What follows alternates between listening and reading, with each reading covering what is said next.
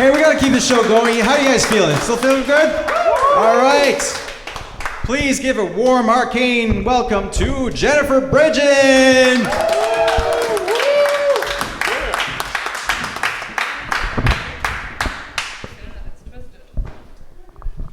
There we go. Thanks, everybody. Keep clapping. Keep clapping. Thank you. Thanks for coming out. First things first, let me introduce myself. I am actually from Manitoba, but for anybody watching who needs a refresher, Manitoba is a big empty space. It's right next to Saskatchewan, and it's 2 over from Alberta. And those 3 together make up a part of the country that absolutely nobody cares about at all. Now, like most people who grew up on the prairies, I grew up on a farm, and like most people who grew up on a farm, every single pet I ever had was shot to death. I'm fine with it. I'm not great, but I'm fine with it. With me, you gotta factor in that when I was a little girl, I had to bottle feed a teeny tiny baby, sweet as could be, orphaned cow. And then, when it was 2 years old, I also had to eat it. And that's a lot. Life is just different on a farm. It's different. I'm telling you, it's different. My husband, he grew up in a city, and he was shocked when he found out that dog he'd had when he was a little boy didn't go live on some weird, mysterious farm one day. No siree, that dog was dead. It was dead, and it had been the whole time. And his parents, they loved him too much to tell him the truth, So instead, they just sat him down, looked him in the eyes, and made something up. His mom, she told me, his mom had just been like, "Oh, son, I hate to be the bearer of bad news, but Biscuit, well, he's getting on in years, and it's time for him to go live at this beautiful farm we found. You know the one. It's where all the neighborhood cats and dogs eventually go. And they love it, and he'll love it too. And they'll all keep each other company, which is good because we can never go visit. It's an awful lot like when we took Grandpa to that retirement home. Now, I know a lot of city kids were told the same stupid story, so I'm gonna level with everybody watching. All your dogs are dead, and your parents are liars too. I get it, though. I get it. I grew up on a farm, but I've lived in a city for a long time, and oh my God, city dogs live forever. For absolutely forever. They live long enough for 2 people to meet, fall in love, think about having a baby, but decide, no, they're not ready. So what do? They adopt a dog instead. Then they devote themselves to the care of that dog for a couple of years. Eventually, though, go ahead and have that baby. A few years goes by, they ignore the dog completely. Along comes baby number 2, and then bam! Suddenly it's 10 years later, and they gotta murder that dog in secret. It's not like that on a farm, not even close. Nobody on a farm even goes out and gets a dog. Dogs just show up, one after another, and they're awful. Every single one of them is worse than the last. This happened to us over and over when I was growing up, and all those dogs ever did was bark and growl and scare away the cool kids that I invited to my birthday party.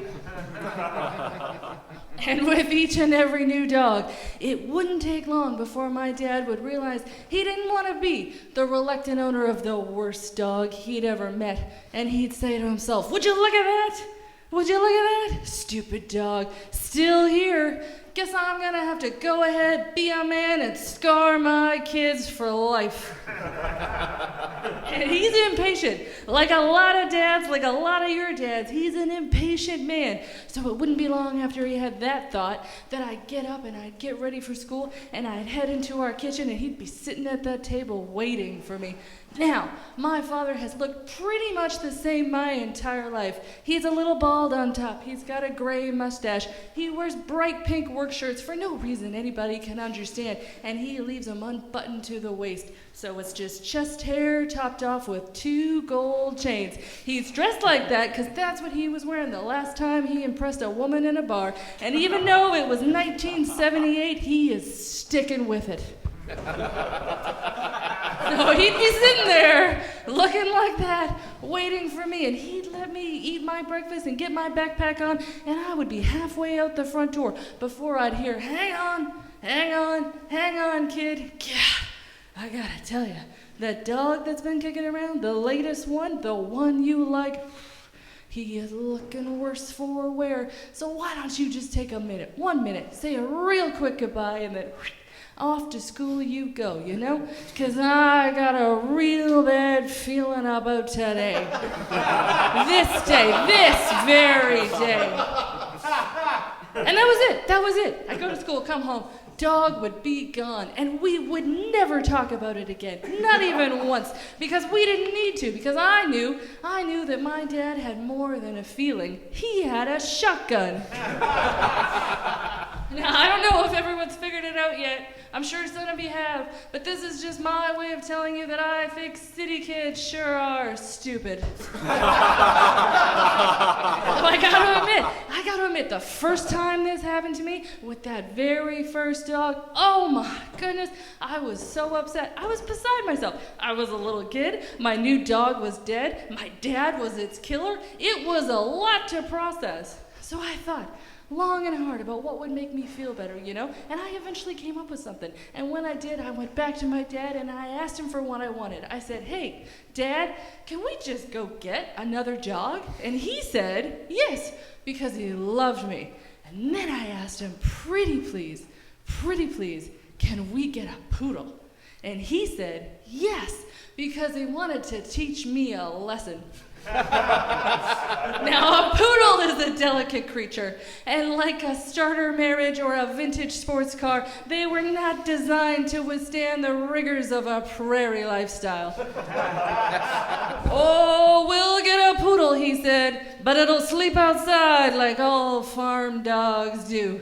And then he went out God knows where, and he found me that poodle, and he brought her home and gave her to me, and I loved her, and I cared for her for 2 whole weeks, because ladies and gentlemen, 2 whole weeks is exactly how long a poodle can last on a prairie farm. And the first morning that I woke up and I couldn't find my poodle anywhere, oh my God, I was beside myself. I was so upset. I searched and I searched and I searched, and she was nowhere to be found. And at the end of that day, I had to go back to my dad one final time, and I had to ask him, did he know where my poodle had gone?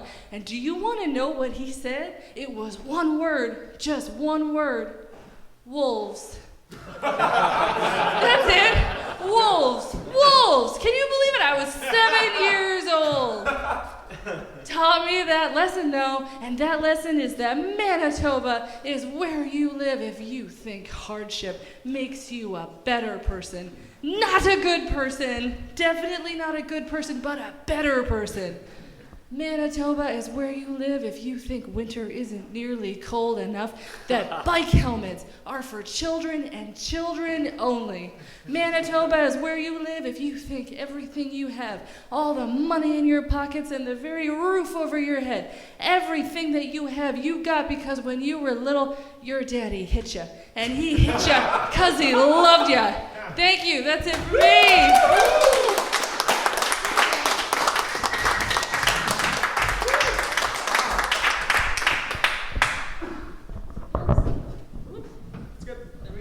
Thank you. Hey, Jennifer Brigden, everybody. That was amazing. Wow.